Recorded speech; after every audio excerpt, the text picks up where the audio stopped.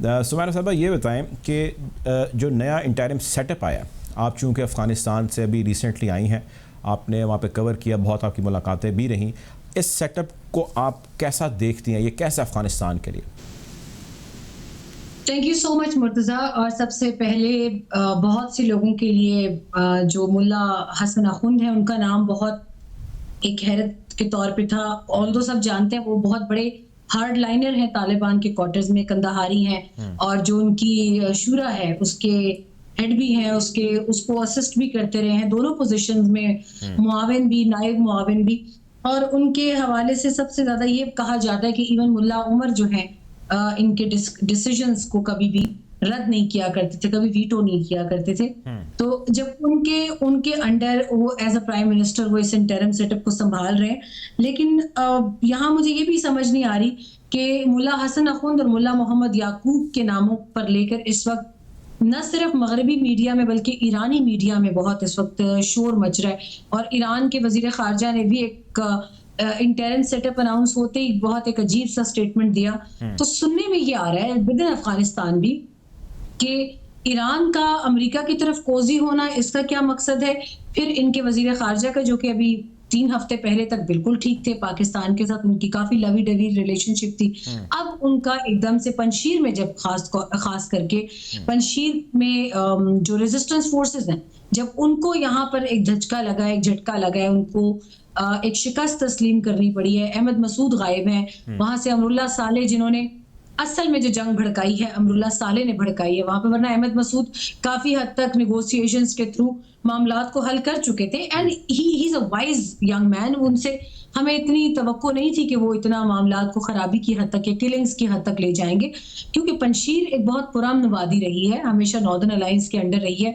43 साल बाद वहां से मेरा ख्याल है क्रेडिट जाता है। अब तो आवाज़ बुलंद कहा जा रहा है कि ये जो 43 साल दौर खत्म किया गया है नॉर्दर्न अलायंस का, वहां से उसका क्रेडिट जाता है अमरुल्लाह साले, और उनके ऊपर काफी बात, उसका क्रेडिट पाकिस्तान को भी जाता है, आते हैं उसकी तरफ भी आते हैं। हमारे जेट फाइटर्स गए हैं, 3 बटालियंस गई हैं वहां, हमारे MI-17 जाते रहे हैं, हमने ड्रोन्स के जरिए जो शापर और बुराक के जरिए वहां इतनी कामयाबी हासिल की है, तो उसको भी डिस्कस करते हैं। लेकिन बात यह है Murtaza, as a news personality, आप भी और मैं भी, सारी जिंदगी हमने कितने स्ट्रिक्ट सर्वेलेंस और ट्रेनिंग्स के अंडर गुजारी है कि जब तक किसी खबर की 10 तहों में से आकर उसको ऑथेंटिसिटी ना मिल जाए, कभी उस खबर का नाम भी नहीं लेना।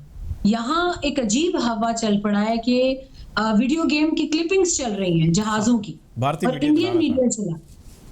तो इंटरिम सेटअप में सबसे पहली जो इंफॉर्मेशन मिनिस्ट्री जो मुल्ला खैरख्वाह के पास आई है, उनके मुआविन ज़बीउल्लाह मुजाहिद हैं। इसके बाद मेरी एक बहुत हल्की सी बात उनसे हुई है, थोड़ी सी बात हुई है, और उनका सबसे पहले कहना ये था कि हम इस फेक न्यूज का जो एक सैलाब है, अब उसको देखकर तो हैरान है ही है, लेकिन उससे ज्यादा हम ये देखकर हैरान है कि पंजशीर के बाद से वेस्टर्न मीडिया ने जिस तरह से फेक मीडिया को लेकर सहारा दिया, और उनको ट्वीट्स और रीट्वीट्स और रीपोस्टिंग्स, हम ये हैरान है कि क्राइटेरिया क्या है वेस्टर्न मीडिया का। तो आज हम बहुत खुश हैं कि हमने 20 साल एक ऐसी पावर के खिलाफ लड़ा कि जिनके पास जब कोई हथियार नहीं रह जाता तो वो झूठे मीडिया के प्रोपेगेंडा का सहारा लेते हैं। अच्छा, अब ये बताएं कि मुल्ला हैबतुल्लाह, मैं बाकी भी अपने गेस्ट आएंगे उनसे भी यही सवाल करना चाहूँगा, और बहुत सारे लोग ये करना चाहते हैं कि मुल्ला हैबतुल्लाह के बारे में तकरीबन श्योर शॉट थे सारे कि जी वही हैं, उन्हीं का ही जो है सारा मामला है, नेगोशिएशंस में बड़े वो एक्टिव रहे, and he will be the one leading Talibs and Afghanistan. वो हुआ नहीं, क्या वजह है उसकी? मुर्तजा, ये इंटरिम सेटअप है, और हम सब जानते हैं कि ईरानी तर्ज पर इनकी शूरा बनेगी, इनका सुप्रीम लीडर होगा, वी ऑल नो दैट। मुल्ला हैबतुल्लाह अखुंद की जो अखुंदजादा की जो सीट है वो रखी हुई है सुप्रीम लीडर के लिए, और इंटरिम सेटअप इनका क्यों रखा गया है? क्योंकि इनके ऊपर प्रेशर था बहुत ज्यादा। खवातीन का आपने देखा, जो ही इन्होंने गवर्नमेंट को अनाउंस किया, एक अजीब लॉलेसनेस की सूरत हाल पैदा होने शुरू हो गई थी।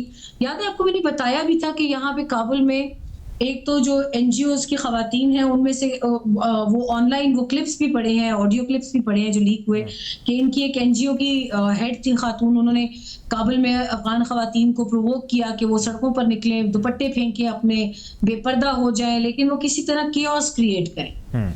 अब ईरान में जो जब रेवोल्यूशन के बाद की आपको सीन्स याद होंगे, ये एग्जैक्टली वही सूरत हाल है और वो अब तक चल रहा है। तो इस सारे कियोस को ईरान सेंट्रिक या ईरान से मुमासलत होने से बचाने के लिए इन्होंने फौरन एक ढांचे का ऐलान किया and we can easily call it in a democratic terms. ये ग्रे स्ट्रक्चर है गवर्नमेंट का और ग्रे स्ट्रक्चर के बाद इन्होंने अपना फॉर्मल स्ट्रक्चर लेकर आना है जो कि एग्जैक्टली उसी तरह होगा जैसे ईरान का है। शूरा होगी, काबीना होगी, वजीर आजम, नायब वजीर आजम और इस तरह, और उसकी कुछ झलक आप इंटरम में भी देख रहे हैं कि उसी से मुमासलत रखती है। तो मुल्ला हैबतुल्लाह अखुंज़ादा कहीं नहीं जा रहे, वो यहीं पर है बकौल तालिबान के कि अब जब उनका कंफर्म सेटअप आएगा तो ही will be taking part. Mullah Abdul Ghani Baradar के हवाले से बहुत सारे कंसर्न हैं जी। मुल्ला अब्दुल गनी ब्रदर के हवाले से भी लोगों को बहुत सारे कंसर्न्स हैं कि जी वो भी लाइमलाइट में नहीं है, he is the deputy prime minister, interim setup होना नहीं चाहिए था। इसमें इनके अंदरूनी बहुत सारे मामला था। जैसे शेर अब्बास तानिकज़ई को देख लें। शेर अब्बास तानिकज़ई ने आउट ऑफ नोवेयर पिछले दिनों एक वीडियो जारी की, आपकी नजर से गुजरी होगी। ये वो है जो सबसे पहले इंडियन मिशन गए। हालांकि उस वक्त ऐसा कोई इरादा नहीं था कि शेर अब्बास तानिकज़ई मेन लीडरशिप से पूछे बगैर वो कहीं विजिट्स नहीं करेंगे, लेकिन all of a sudden out of the blue ये दोहा में भारतीय सफारतकार से मिलने चले जाते हैं।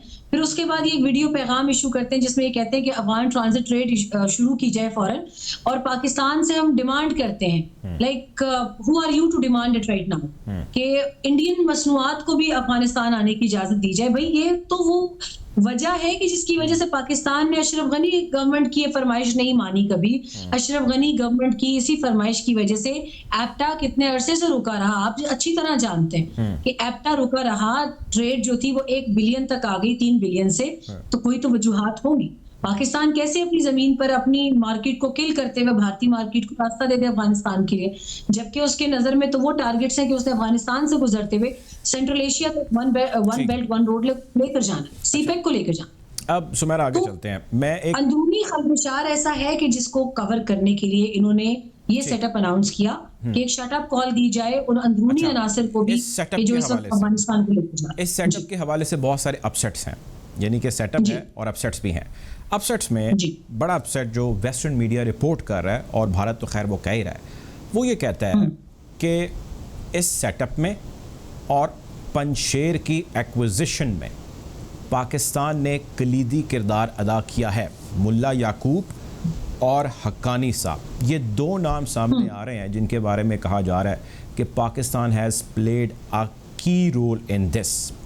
वेस्टर्न मीडिया की ये शिकायत, ये रिएक्शन, ये गुस्सा या उनका ये नैरेटिव किस बिना पर है और इसमें कितनी हकीकत या कितनी सच्चाई है?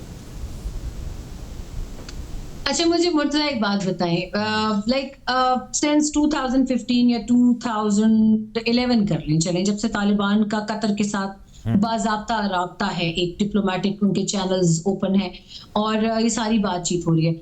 आप मुझे ये बताएं कि क्या इसमें कतर की कोई से नहीं है? कतर वो मुल्क है जो अभी तक तालिबान को, जिसने शहजादों की तरह अपने मुल्क में रखा हुआ है, ऑफिस खोलने की इजाजत दी है, तमाम की तमाम दोहा अकॉर्ड, उससे पहले इंट्रा अफगान पीस प्रोसेस, ये प्रोसेस वो प्रोसेस, इसमें सारी माली मुआवनत कौन करता रहा है आज तक कतर के अलावा? You have an idea. अब उनके पास चीन की मुआवनत है। चीन खुलेआम कह रहा है कि बिल्कुल, रूस खुलेआम कह रहा है कि बिल्कुल हम साथ खड़े हैं तालिबान के। तो आप मुझे बताएं पाकिस्तान के पास क्या लेवरेज रह जाता है इनसे मनवाने के लिए? सिराजुद्दीन हक्कानी और मुल्ला मोहम्मद याकूब मुजाहिद, जो उनका पूरा नाम है, क्या आप मुझे बताएं क्या उन्होंने ये सारी लड़ाई पाकिस्तान के पुश करने में लड़ी है 20 साल से? मुल्ला याकूब के साथ क्या सलूक किया जाता रहा है अमेरिकी जेलों के अंदर? उसके बावजूद आज वो मौजूद है अफगानिस्तान में, और वो बंदा जो कहता था कि मैं इनको पत्थर के जमाने में ले जाऊंगा, आज वो मौजूद नहीं है। तो it's just a game of time